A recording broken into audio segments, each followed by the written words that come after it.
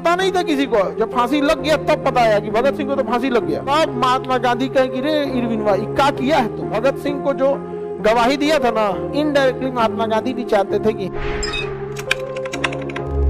चलो देखो ध्यान से, महात्मा गांधी ने इस आंदोलन को बहुत भयानक रूप दे दिया था। अब उधर इंग्लैंड का प्रधानमंत्री पागल था, इरविनवा को गरिया गिरे चोटा कहीं का, तुमसे हम कहे थे बवाल नहीं होना चाहिए, कैसे बवाल कर दिया। कहा कि साहब गलती हो गया, मार्च में आया था 1930 में हमारे पास, 11 को मांग लेके, हमको लगा कि भगा दिए थे हम, गलती हो गया। कहा कि मंगाओ गांधी जी को, मंगाओ और उनकी बात मानो और उनको इंग्लैंड भेजो गोलमेज सम्मेलन में, क्योंकि इंग्लैंड में चल रहा था गोलमेज सम्मेलन। पहला गोलमेज सम्मेलन हुआ था 1930, पहला हुआ था 1930 और 30 में इंग्लैंड के प्रधानमंत्री जो थे रैमजे मैकडोनाल्ड, गोलमेज बनाए थे खूब बढ़िया राउंड टेबल, ऐसे टेबल था राउंड टेबल। राउंड टेबल होता है बराबरी के लिए, समझ में आ गया कि सब लोग बराबर जगह पे, इसमें कोई मतलब सीनियर जूनियर का जगह नहीं होता है, जहां से बैठिएगा आपका स्पेशल है। इसमें ये वाला यहां पे बैठ जाता है। तो इन्होंने क्या बनाया था, राउंड टेबल समिट, गोलमेज सम्मेलन 1930। प्रथम गोलमेज सम्मेलन कब हुआ था, 1930।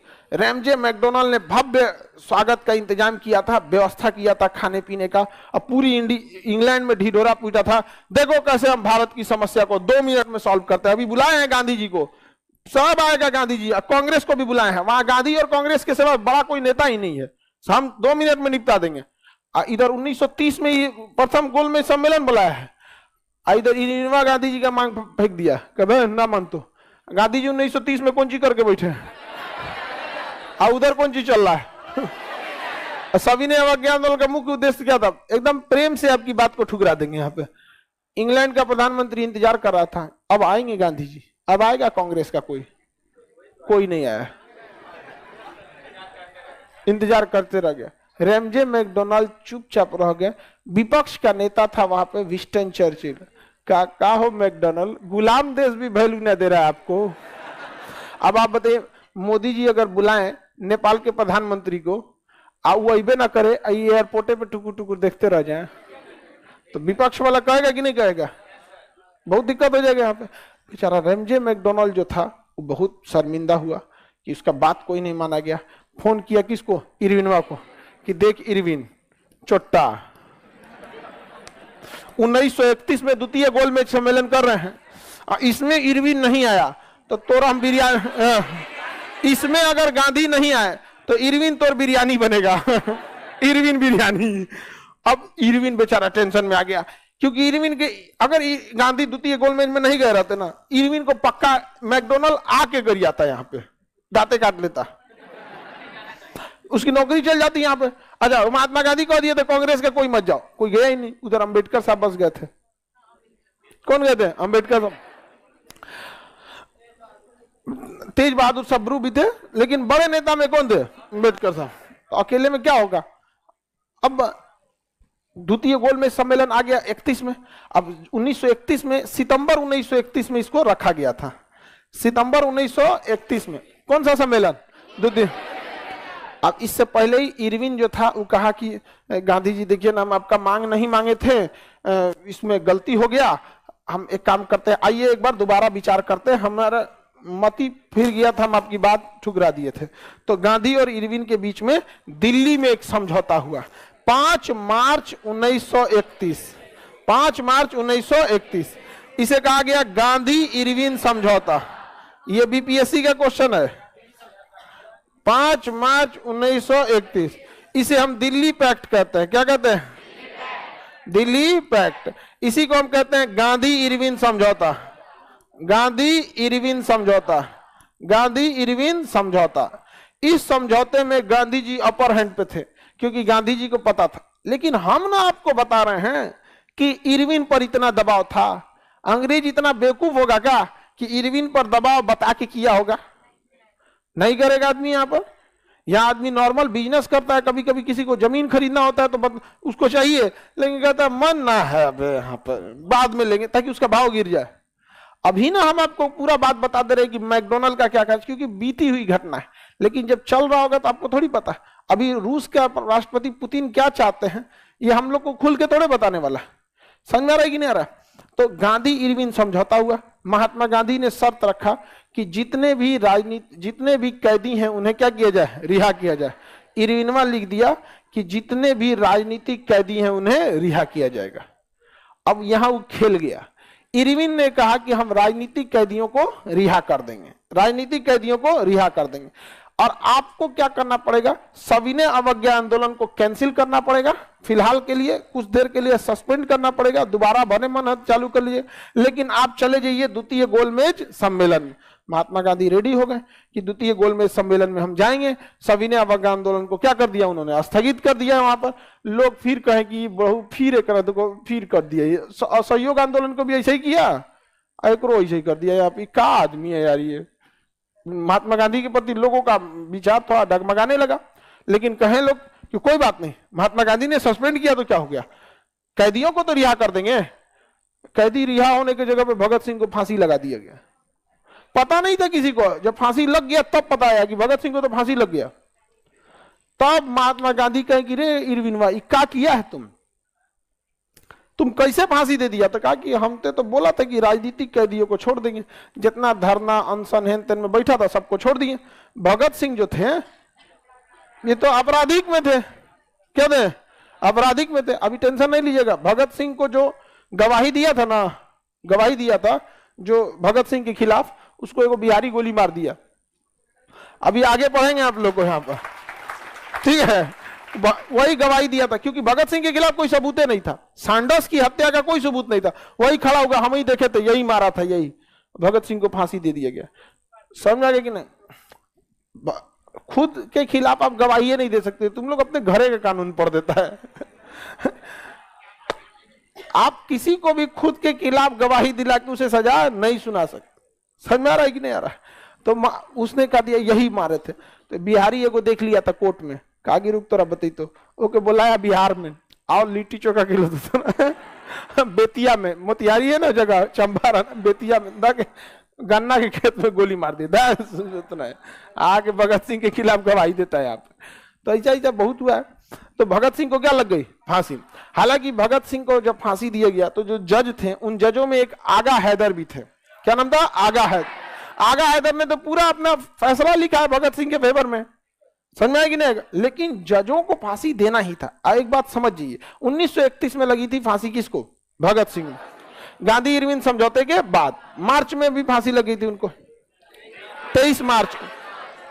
5 मार्च 1931 को यहां समझौता हो रहा है, और उसके 18 दिन बाद 23 मार्च 1931 क्या लग गई, फांसी।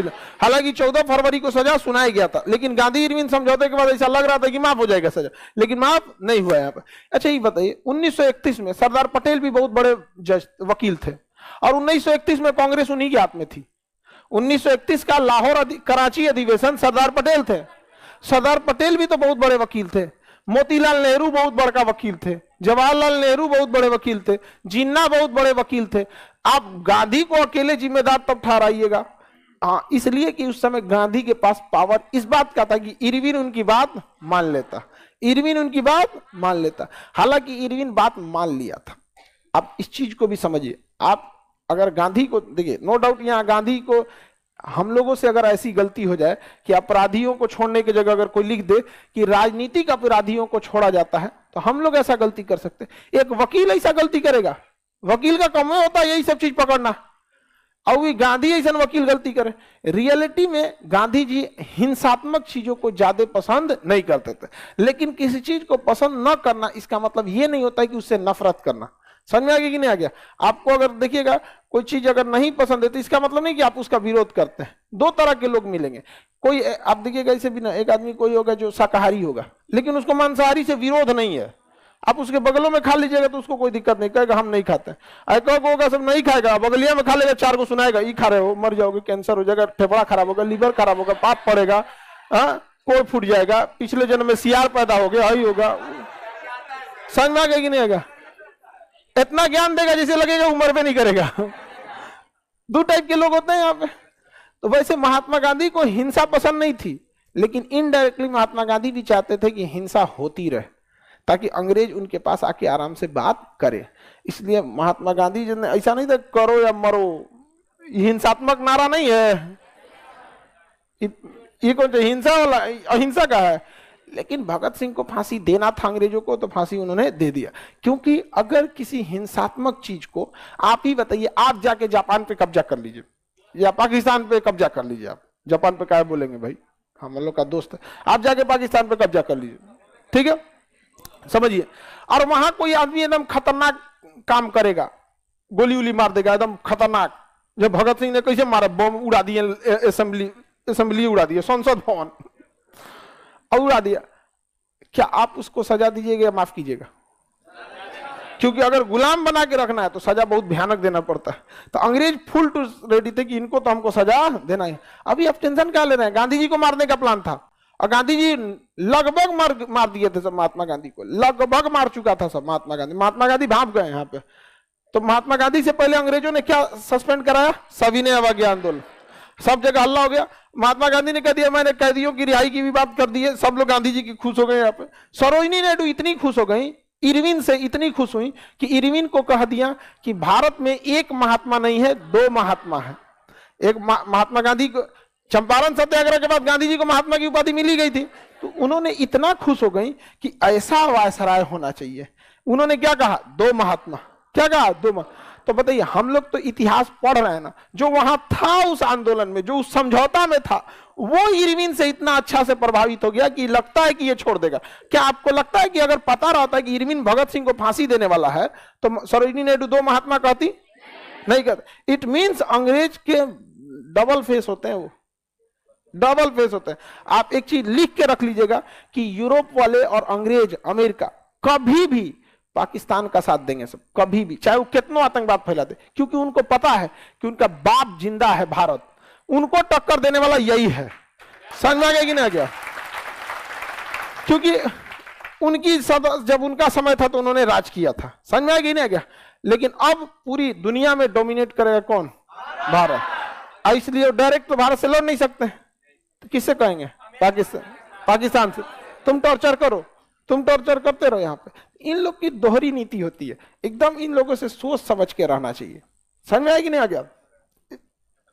खतरनाक आदमी। अच्छा, हम जब इस चीजों को समझाते हैं तो हमको कुछ कुछ जो राजदूत वगैरह होते हैं समझना, वो कहते हैं सर आप ऐसा बात बोलते हैं, हम लोगों को जवाब देना पड़ जाता है। तो कह दीजिएगा कि हम थोड़े बोले हैं, खान सर बोले हैं, जवाब कौन चीज देना, आपका हम रिश्तेदार हैं,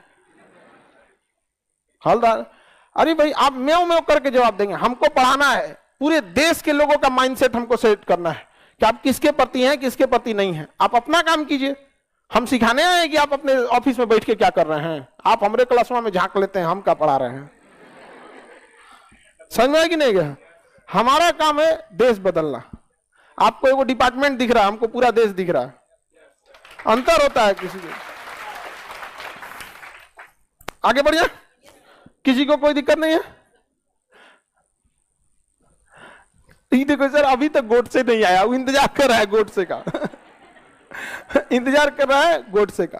अभी आपको ना जब रियलिटी पढ़ेंगे ना, तो आपको धर्म से थोड़ी सी दूरी बन जाएगी, ठीक है? रियलिटी धीरे धीरे पढ़ते चलिए।